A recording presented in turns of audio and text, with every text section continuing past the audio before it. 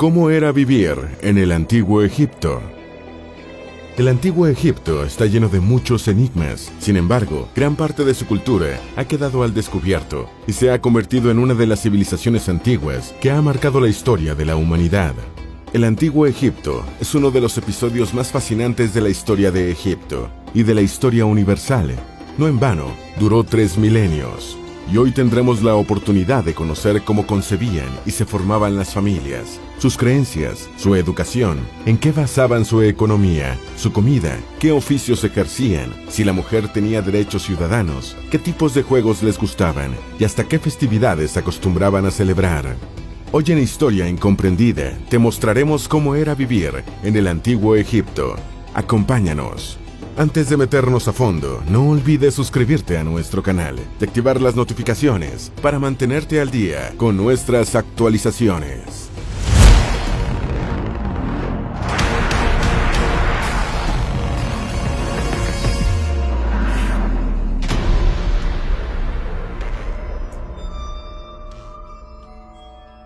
Antes de comenzar a describir el estilo de esta civilización, veamos cómo inició y cuándo terminó el antiguo Egipto.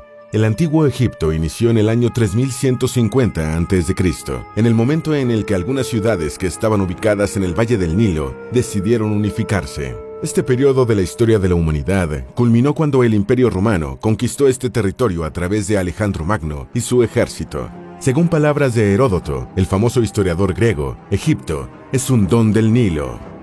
El aporte del antiguo Egipto a la humanidad es innegable, y por eso somos testigos de maravillas como la Gran Pirámide de Giza, o la más antigua de todas, la Pirámide de Djoser, situada al extremo sur de El Cairo, y que tiene más de 4000 años, ya que data del año 2630 a.C. Geográficamente, el antiguo Egipto iba desde el delta del Nilo, por el extremo norte, hasta la isla Elefantina, ubicada al extremo sur, aunque también tenía el control de otros territorios, como la península de Sinaí y el Mar Rojo. Ahora sí, vamos a conocer cómo era vivir en el antiguo Egipto. La composición social. La civilización egipcia estuvo dividida por estatus. En primer lugar, estaba el faraón, que encabezó un gobierno teocrático, seguido de los demás miembros de la nobleza. Después estaban los funcionarios, sacerdotes, escribas, jefes del ejército, el pueblo y finalmente los esclavos. Las construcciones de las ciudades. Las ciudades estaban ubicadas muy cerca del Nilo. Los pisos de las casas y calles eran de arena. Esa es una de las razones por las que se construían en alto, con la intención de evitar devastaciones por las crecidas del río. Todas las casas, palacios y villas se diferenciaban en la magnitud de su extensión, pero coincidían en el hecho de que estaban hechas con adobe y que no tenían una disposición específica como las que vemos hoy, es decir, carecían de orden aparentemente.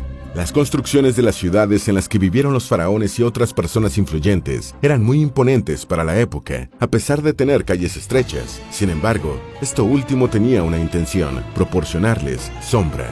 Los palacios y las villas eran amplios, amurallados. Las paredes y los techos estaban decorados con pinturas. Tenían jardines, salas de estar, muchas habitaciones, cocina con hornos que tenían forma de hogazas, baños y hasta estanques. También tenían silos, el lugar en el que almacenaban los granos. Si el propietario de la casa era de alta clase, la construcción podía ser de 2 pisos. Debido a que la mayoría de las casas fueron construidas con materiales económicos como el ladrillo de barro y el adobe, no existe prácticamente evidencia de esas construcciones, ya que el tiempo y las lluvias las fueron erosionando.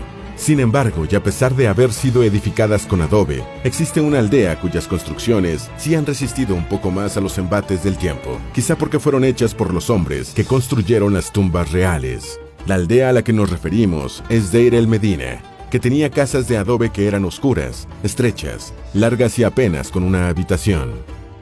La familia. En la cultura del antiguo Egipto, el matrimonio era, más que un vínculo romántico, un procedimiento práctico que hasta los dioses llegaron a asumir.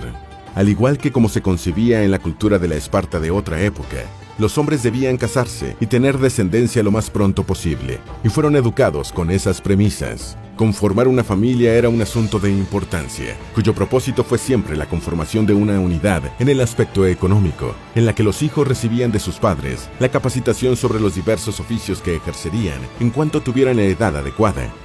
Ya en la adolescencia, los hombres tendrían la responsabilidad de salir a trabajar para conseguir el sustento. Sobre el papel que la mujer desempeñaba en la casa hay menos registros, porque en realidad no hay evidencia arqueológica al respecto, aunque sí se sabe que, en cuanto a los derechos legales, las mujeres egipcias tenían igualdad de condiciones.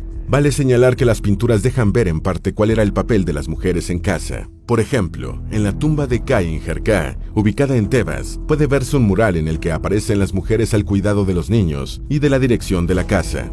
Las creencias. Los antiguos egipcios tuvieron creencias diversas y complejas, ya que creían en varios dioses, a quienes les atribuían el control de la naturaleza y de todo lo que la compone. El aspecto en el que coincidían era el hecho de la relación entre los seres divinos y los humanos. Esa era la razón por la que los egipcios antiguos dedicaron su vida a darles ofrendas a los dioses para obtener favores de ellos. También buscaban esos favores a través de rezos o de la puesta en práctica de la magia negra. Los rituales servían para apaciguar la ira de los dioses contra el pueblo. Los habitantes veían al faraón como una representación de los dioses en la tierra. Era como el intermediario entre los dioses y los humanos. Por tanto, el pueblo le atribuía a su monarca un poder divino. Por cierto, el mismo faraón concebía este hecho como una verdad y se encargó de la administración de los templos, donde se realizaban los rituales. Aún así, él debía agradar a los dioses por medio de ofrendas y rituales, todo con un propósito: hacer que el orden del universo se mantuviera.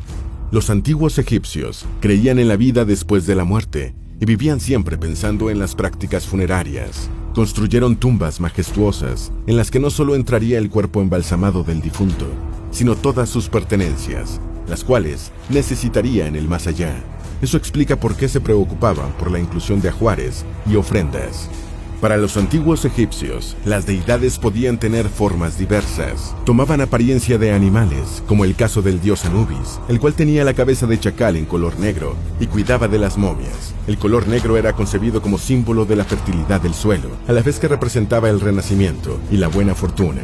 La razón por la que le atribuyeron a Anubis la cabeza de un chacal se debió al hecho de que estos animales rondaban los cementerios para comerse las carnes descompuestas.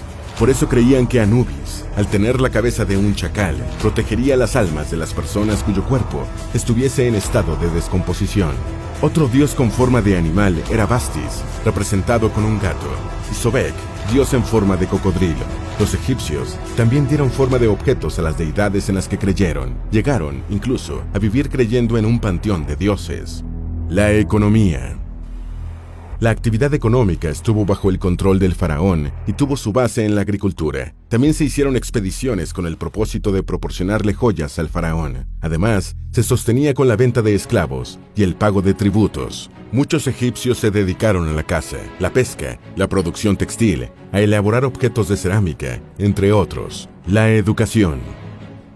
En el antiguo Egipto, la educación fue dada en todos los estratos. Había un pequeño número de escuelas, aunque de ninguna se tienen restos arqueológicos. Sin embargo, se sabe que existieron porque en la tumba de un monarca de la ciudad de Asiut se alude a estos lugares educativos donde se enviaban a los niños. Esta tumba data del primer periodo intermedio del antiguo Egipto, comprendido entre los años 2190 y 2052 a.C. La educación estaba preparada para aquellos que se consideraban lo mejor de la sociedad de ese entonces y que en el futuro serían parte de la realeza o algún funcionario del gobierno, además de sacerdotes y escribas. Los niños ingresaban a primera hora de la mañana y salían ya cuando la tarde estaba finalizando. La educación formal de las niñas solo era permitida si se trataba de la hija de alguien de la realeza o de una persona influyente, y la formación de los hijos de padres pobres dependía de sus progenitores. Estos le enseñaban sus oficios para que pudieran mantenerse en lo que tuvieran edad para ello. En las escuelas aprendían a leer y a escribir.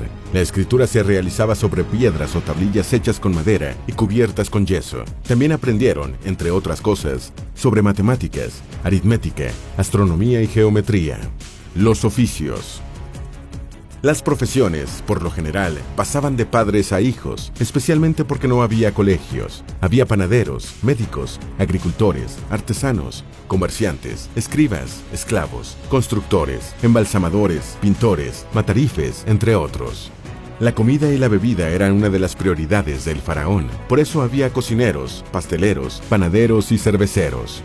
Los derechos de las mujeres. A pesar de que en la sociedad del antiguo Egipto las mujeres se consideraron inferiores a los hombres, ellas podían tener independencia jurídica y financiera si pertenecían a la realeza o a una familia pudiente. Las mujeres que recibieron educación podían trabajar y tener un salario igual al de los hombres. Además, se les permitía firmar contratos, vender y comprar cualquier propiedad. A diferencia de otras civilizaciones antiguas, la sociedad del antiguo Egipto les permitía a las mujeres divorciarse porque nunca fueron vistas como propiedad de sus esposos. Ellas eran seres con derechos y libertades ciudadanas, pero dependía mucho de su estatus social, ya que la función de la mujer egipcia, pobre, era encargarse de la casa. La alimentación. Gracias a las inscripciones y pinturas grabadas en tumbas, templos y hasta en los restos de las ofrendas que hicieron a los muertos, es que se sabe qué tipo de alimentos ingerían. El Nilo siempre ha hecho que la tierra de Egipto sea muy fértil, sin olvidar la bondad del clima.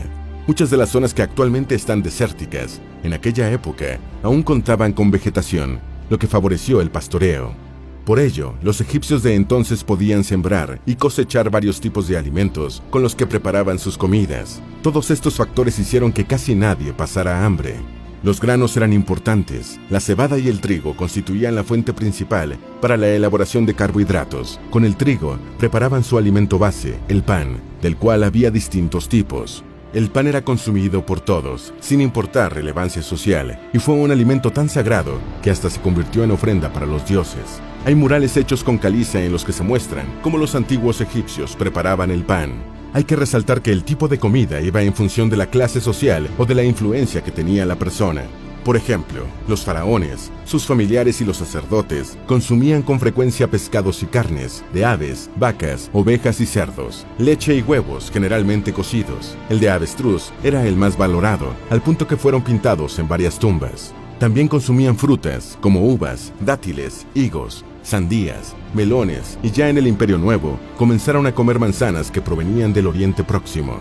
La gente de clase media, como los artesanos y funcionarios, tenían en sus casas cerdos, cabras y ovejas. Las carnes, aunque se sabe que las guisaban a veces en cacerolas, las preferían asadas. Los más pobres, como los agricultores, tenían una dieta basada en cebolla, pescados, verduras, ajo, pan y muy ocasionalmente aves. También las legumbres formaban parte de su dieta. Las más usuales eran las lentejas, habas, guisantes y garbanzos. Asimismo, consumían verduras como rábanos, lechugas, puerros, pepino y col. Los pescadores comían con frecuencia botarga, una comida hecha con huevas de pescado secas y saladas que, como se conservaban tan bien, se convirtió en el alimento idóneo de estos trabajadores durante su jornada laboral en las aguas del Nilo. En cuanto a la bebida, la más lujosa y por ende, con la que se deleitaba a la élite era el vino, el cual se elaboraba con uvas cultivadas en el delta del Nilo. Otra de las bebidas apreciadas, muy parecida al vino y hecha con el zumo de la granada, era el cheddar.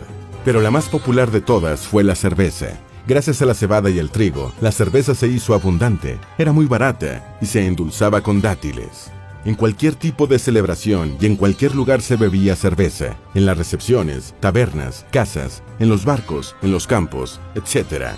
Las cervezas podían tener tonalidad clara y oscura, todo dependía del cereal que se utilizaba. Una era más suave, la Higit, y la otra era más fuerte, la Genea. Había una cerveza a la que denominaron Henneket, una bebida que incluso se le ofrendaban a los dioses. Y de hecho, los antiguos egipcios creyeron que era un regalo de los dioses para los mortales. Los habitantes del antiguo Egipto obtenían buena parte de sus alimentos de la caza y de la pesca. Los pescados los escamaban y fileteaban, los salaban y los colocaban en una ánfora para mantenerlos en buen estado. La vestimenta. Sus ropas se acoplaban al clima cálido, así que las telas que usaron fueron frescas y livianas. La prenda de vestir que por excelencia empleó la élite y los sacerdotes fue el lino, especialmente en los santuarios y templos. Esta tela era la que ellos consideraban pura. El color que predominaba era el blanco, aunque varias prendas podían llevar bordes y capas de colores como el azul, amarillo y rojo. Al igual que la comida, la vestimenta variaba en función de la relevancia social. Por ejemplo, los hombres de condición modesta, como los campesinos y trabajadores, usaron taparrabos y vistieron una prenda que también los antiguos egipcios de la élite llegaron a aportar. Se trata del shenty, una especie de falda corta que con un cinturón de cuero se ceñía y se arrollaba a la cintura. Pero el shenty que utilizaron los antiguos egipcios pudientes se diferenciaba del resto por el tipo de tela con el que se elaboraba. El faraón solía llevar sobre la cabeza y como una especie de tocador el popular nemes. El nemes era su sello distintivo, así como la corona lo es para los reyes, aunque algunos faraones portaron coronas. Además, el faraón portaba el cetro, símbolo de la autoridad.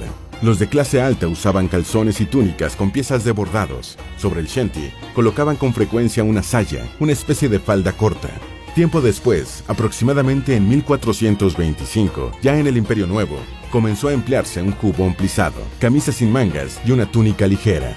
Las mujeres que fueron faraones portaron coronas, además de otros adornos como pendientes, collares, pulseras. Todas estas joyas estaban elaboradas con oro. Las mujeres del antiguo Egipto también tenían una vestimenta que iba acorde con su estatus social. Sin embargo, frecuentemente empleaban largos y ceñidos vestidos con tiras. El calzado eran sandalias, pero al igual que el shenty, el material con el que se elaboraba dependía de la clase social a la que pertenecía cada uno. Las que portaban los reyes eran de cuero, los sacerdotes las elaboraban con papiro y las personas pobres iban descalzas. La predilección por los juegos de mesa. Luego de la extenuante jornada laboral, los egipcios se relajaban con juegos de mesa, el Dogs and Jackals, el Mehen y el Senet. Este último era el más popular de todos y se jugaba sobre un tablero que tenía 30 cuadros pintados. El Senet data del año 3500 a.C. Hay pinturas de personajes importantes como Tutankamón y Nefertari jugándolo. También hay tumbas en las que se hallaron tableros de este juego, así que su existencia y popularidad son innegables, a pesar de que las reglas precisas se desconocen. Solo se sabe que las piezas eran repartidas entre los jugadores y su desplazamiento dependía del turno y de un dado o palo de lanzamiento. Las festividades. Las fiestas que celebraron los antiguos egipcios eran en honor al faraón o a los dioses. Estas últimas fueron muy esperadas por los más pobres, puesto que eran de las pocas ocasiones en las que podían observar las imágenes de los dioses, ya que cuando estaban en los templos, solo los sacerdotes tenían acceso al lugar donde se colocaban, el Sancta Sanctorum. Algunas celebraciones en honor a los dioses eran el renacimiento de Osiris en Abidos y el festival de Elopet, celebrado el segundo mes, según el calendario egipcio, y duraba 27 días. Este último fue considerado el festival más importante del antiguo Egipto y consistía en que la imagen del dios Amón visitaba el templo de Luxor. Entre las festividades hechas para rendir honor al faraón podemos mencionar el nacimiento del rey dios, la celebración que convertía en un dios al faraón, la coronación, y también celebraban el festival de Hebsed, o fiesta de renovación real, que se realizaba cuando un faraón cumplía 30 años de mandato, y después de ese tiempo se celebraba cada 3 años para renovar la fuerza física y sobrenatural del monarca. La vida de los antiguos egipcios todavía está llena de interrogantes. Aún así, es una de las civilizaciones que más influencia ha tenido en las sociedades más modernas. Basta recordar que hubo mujeres que tuvieron libertad ciudadana y que ejercieron como faraones, algo que seguramente marcó un hito.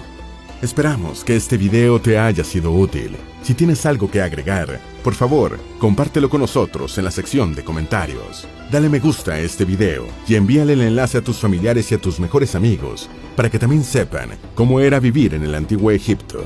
Si eres nuevo en nuestro canal, no olvides suscribirte. No se te olvide seguirnos en todas nuestras redes sociales, que van a estar aquí abajo en la descripción. Recuerda, un pueblo que no conoce su historia está condenado a repetirla.